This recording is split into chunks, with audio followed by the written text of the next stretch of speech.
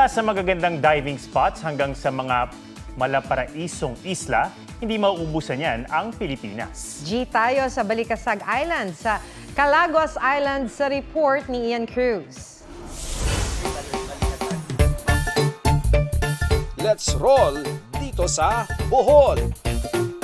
At sumisid sa katubigan ng Balikasag Island, mag-under the sea kasama ng mga isda. Ang corals, santuaryo para sa iba't ibang yamang dagat. Swak sa mga turistang gustong mag-scuba diving at snorkeling.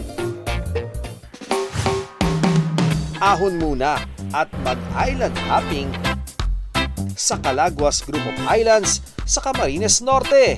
Wow! Maliliit man, world-class ang ganda ng mga isla.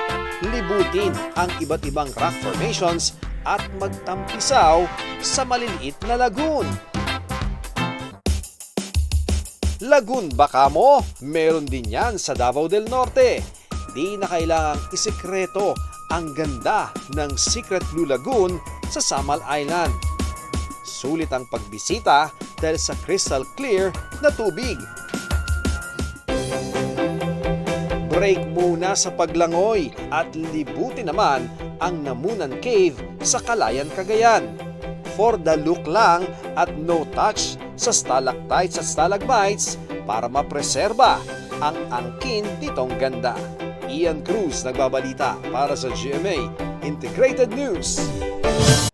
Mga kapuso, alamin ang State of the Nation. Mag-subscribe sa GMA Integrated News sa YouTube. Sa ating mga kapuso abroad, samahan nyo kami sa GMA Pinoy TV at sa www.gmanews.tv.